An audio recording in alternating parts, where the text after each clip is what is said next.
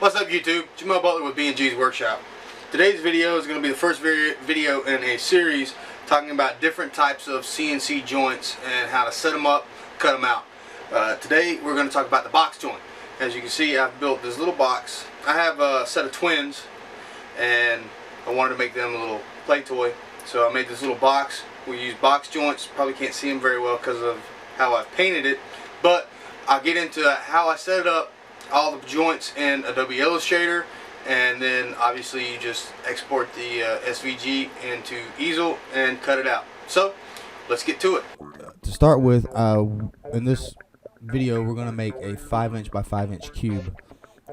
So I want to make a side panel to represent the side of my box, so I'm going to make a 5" by 5" square. This 5" by 5" square represents one of the side panels of our cube that we're going to make. The next thing we need to do is we're going to make 10 half-inch squares.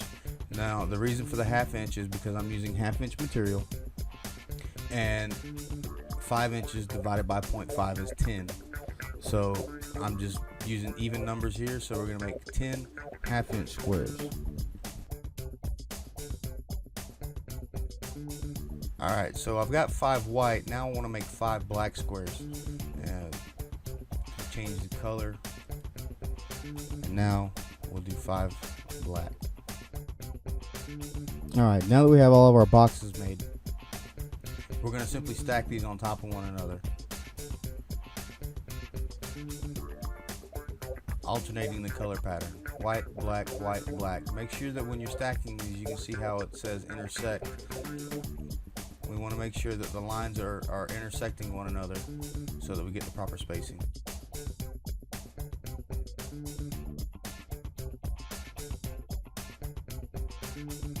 So now we have it all stacked up, and as you can see, what's going to happen is the white cubes here, the white squares, are going to represent our tenons, and the black squares are going to represent where we're going to remove material from, or where the tenons are going to fit into the boxes.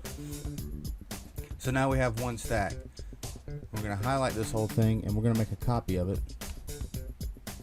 Move it over a little bit.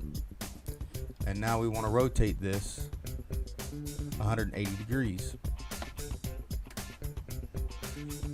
And now you can plainly see how we have a tenon here and we have a void here. Tenon, void, these will fit together once it's all machined out. So now we need to move these over into our square.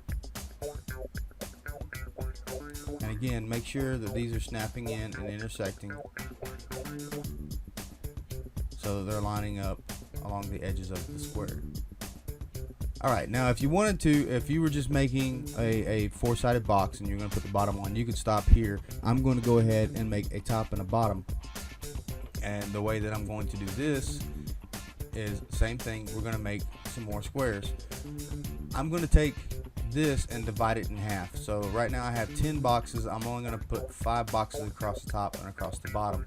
So here for my width, I'm going to change it to 1 inch, and then I'm going to keep my height at 0.5. Now I need 2 black boxes for this, and then I'm going to need 3 white boxes. And now we're going to line these up. Now remember, these are going on the top and the bottom, so they're going to go horizontal instead of vertical. And same thing applies. Make sure that they're intersecting with one another. And of course we need 2 of them, so we're going to make a copy. So now we have the top and the bottom, and we're going to move these into place.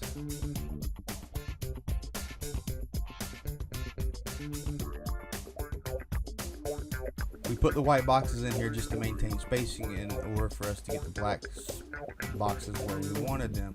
Now I want to go through and remove all of the white boxes. Now there's one of 2 ways you can do it. You can either come over here and select each white box individually and hold shift while you're going through and selecting them.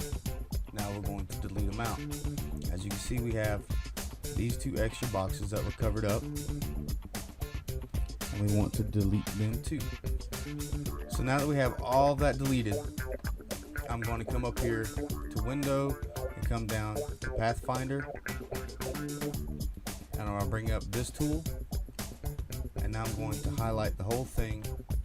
And if I come here and click this, it says minus front, so it's going to minus everything that's on the front from the back object, and we have that that square in the back, so we're going to minus the front.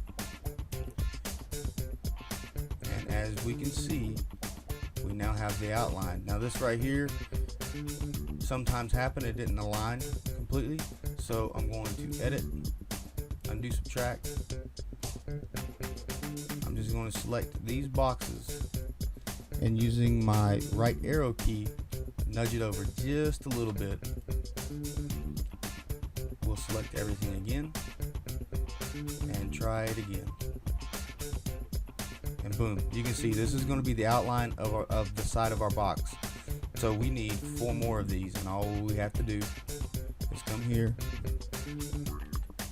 and make 4 more copies, and then move them out. So now that we have our 4 sidewalls made, we need to make the top and the bottom. We're going to do the same thing, or we're going to start off the exact same way. We're going to make a square 5 inches by 5 inches. Now we're doing the top and the bottom, and as you can tell, the top and the bottom we only had 5 spaces, so we're going to make 5 more boxes 1 inch by 1/2 inch.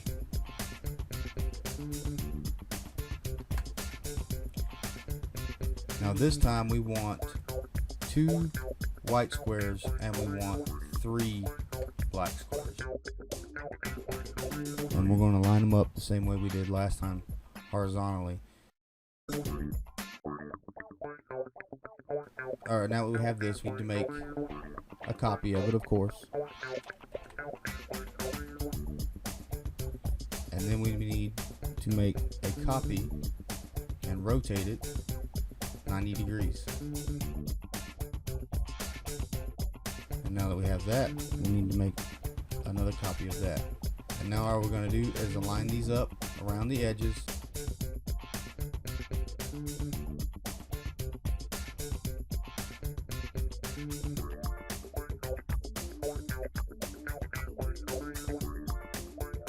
So now that we have all those around the edges, we're going to do the same thing as before. We're going to delete out all of our white squares.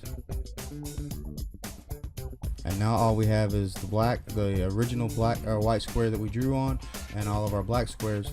And we're going to do the same thing. We're going to highlight everything. Come into this Pathfinder tool and minus the front. And now we have the shape that we need for our X carve to cut out. Now of course we need 2 of these for a top and a bottom, so we will make a copy and move it down. Now the only other thing that you might want to do is come in here and put in the dog bones. That's what most people refer to them as, the little cuts, because obviously we're using a round cutting tool and we can't get these perfect square corners. I will get into how to put those in a separate video, but this right here is a cuttable pattern for us to make our cube. We now import the SVG into easel and cut it out.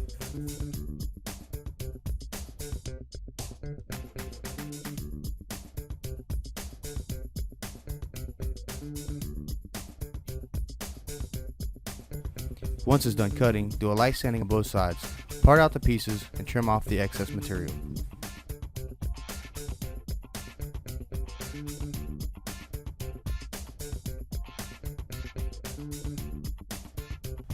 Use a sanding block or a file to clean the inside of the box joints.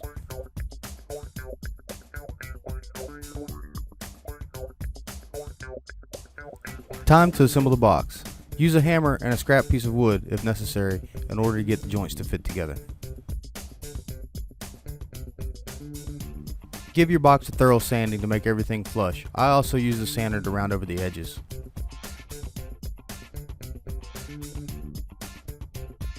And lastly, I finished the box off using some acrylic paint.